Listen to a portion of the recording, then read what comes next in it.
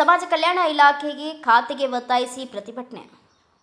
ಲೋಕಸಭಾ ಸದಸ್ಯರಾಗಿ ಹಾಗೂ ಕೇಂದ್ರ ಸಚಿವರಾಗಿ ಕಾರ್ಯನಿರ್ವಹಿಸಿದ ಕೆಎಚ್ ಮುನಿಯಪ್ಪ ಅವರನ್ನು ಉಪಮುಖ್ಯಮಂತ್ರಿ ಹಾಗೂ ಸಮಾಜ ಕಲ್ಯಾಣ ಇಲಾಖೆ ಸಚಿವರನ್ನಾಗಿ ಮಾಡಬೇಕು ಎಂದು ಒತ್ತಾಯಿಸಿ ಚಿಟಗುಪ್ಪ ತಾಲೂಕಿನ ಮನ್ನಾಎಖೇಳಿ ಗ್ರಾಮದ ಡಾಕ್ಟರ್ ಅಂಬೇಡ್ಕರ್ ವೃತ್ತದ ಹತ್ತಿರ ಮಾದಿಗ ದಂಡೋರ ಹೋರಾಟ ಸಮಿತಿ ಬೀದರ್ ದಕ್ಷಿಣ ಹಾಗೂ ಮಾದಿಗ ಸಮುದಾಯ ಒಕ್ಕೂಟ ಬೀದರ್ ದಕ್ಷಿಣ ಕ್ಷೇತ್ರದ ವತಿಯಿಂದ ಶನಿವಾರ ಪ್ರತಿಭಟನೆ ನಡೆಸಲಾಯಿತು.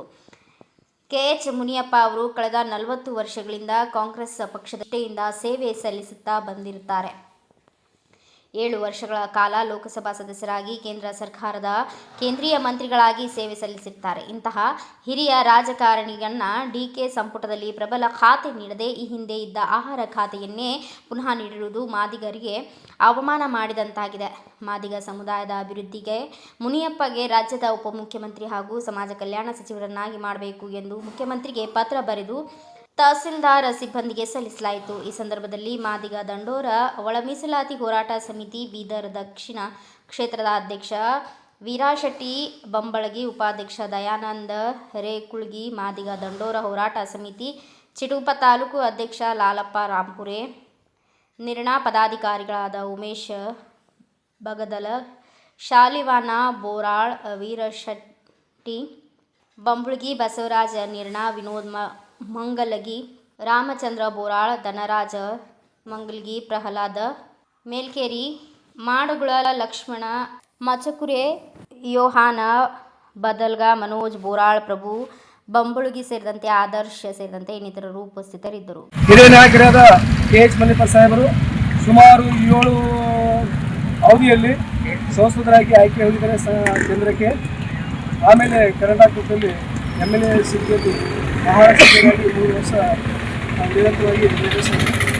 ಇವಾಗ ಕೆಎಚ್ ಮುನಿಯಪ್ಪ ಸಾಹೇಬರು ನಮ್ಮ ಸಮಾಜ ಹಿರಿಯ ನಾಯಕರು ಅವರನ್ನು ಉಪಮುಖ್ಯಮಂತ್ರಿ ಸ್ಥಾನ ಕೊಡಬೇಕಿತ್ತು, ಕೊಡಲಿಲ್ಲ.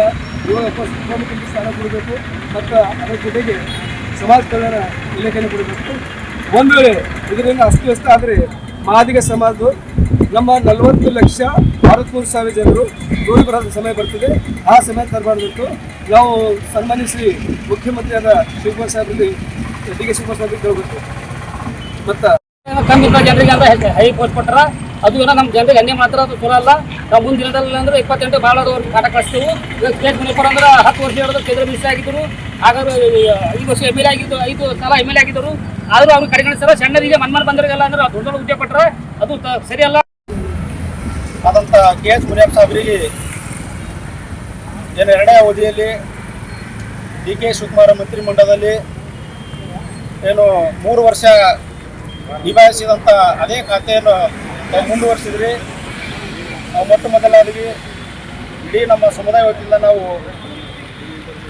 ಇದನ್ನು ಖಂಡಿಸ್ತೇವೆ.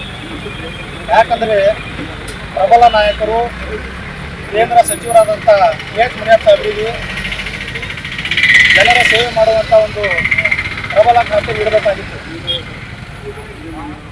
ಆದರೆ ಈ ರಾಜ್ಯದಲ್ಲಿ 2ನೇ ಅವಧಿ ಮಂತ್ರಿಮಂಡಲದಲ್ಲಿ ಎಲ್ಲ ಸಚಿವರ ಹುದ್ದೆ ಏನದಂದ್ರೆ ಬದಲಾವಣೆ ಆಗ್ತದೆ. ಆದರೆ ಕೆಎಚ್ ಮುನಿಯಪ್ಪ ಅವರ ಹುದ್ದೆ ಬದಲಾವಣೆ ಆಗಲ್ಲ. ಇದೇನು ಮಾದಿಗರಿಗೆ ಮಾಡುವಂಥ ಅನ್ಯಾಯ. ಈ ರಾಜ್ಯದಂಥ ಮಾದಿಗರು ಕ್ಷಮಿಸಲ್ಲ ನಿಮಗೆ ಈ ಕಾಂಗ್ರೆಸ್ ಪಕ್ಷಕ್ಕೆ. ಒಂದು ವೇಳೆ ಇದೇ ರೀತಿ ನೀವು ಮುಂದುವರೆಸಿರಿ, ಬದಲಾವಣೆ ಮಾಡಿಲ್ಲ. ಅವರು ಆಲ್ರೆಡಿ ಅವರೇ ನಿನ್ನ ಪತ್ರಿಕೆಯಲ್ಲಿ ಹೇಳಿದ್ದಾರೆ, ನಾನು ಸಮಾಜ ಕಲ್ಯಾಣ ಇಲಾಖೆ ಕೊಡ್ತಾರೆ ಅಂತ ಆಸೆ ಇಟ್ಟಿದೆ ಅಂತ ಹೇಳಿ. ಆದರೆ ನೀವು ಈ ಸಮಾಜಕ್ಕೆ ಬೈಯುವಂಥ ದ್ರೋಹ, ಈ ಸಮಾಜ ಕ್ಷಮಿಸಲ್ಲ. ಒಂದು ವೇಳೆ ನೀವು ಹುದ್ದೆ ಬದಲಾಯಿಸಿ ಸಮಾಜ ಕಲ್ಯಾಣ ಇಲಾಖೆ ಹಾಗೂ ಉಪಮುಖ್ಯಮಂತ್ರಿ ಸ್ಥಾನ ನೀಡದಿದ್ದಲ್ಲಿ ಉಗ್ರವಾದ ಹೋರಾಟನೂ ಮಾಡ್ತೀವಿ. ಇನ್ನೇನು 2 ವರ್ಷದಲ್ಲಿ ಸಾರ್ವತ್ರಿಕ ಚುನಾವಣೆ ಬರ್ತದೆ 2028ರಲ್ಲಿ. ನೀವು ಯಾವ ರೀತಿ 2018ರಲ್ಲಿ ಮನೆಗೆ ಹೋಗಿದ್ರಿ ಅದೇ ಸಂದರ್ಭ ಬರ್ತದೆ ಅಂತೇಳಿ ನಾವು ಈ ಮಾಧ್ಯಮ ಮುಖಾಂತರ ಮಾನ್ಯ ಮುಖ್ಯಮಂತ್ರಿಯಲ್ಲಿ ಎಚ್ಚರಿಕೆ ಮಾತು ಕೊಡ್ತಾ ಇದ್ದೀವಿ. ಬ್ಯೂರೋ ರಿಪೋರ್ಟ್ ಸತೀಶ್ ಲಂಬೋನೂರ್, ಭಾರತ ವೈಭವ ನ್ಯೂಸ್, ಚಿಟಗುಪ್ಪ.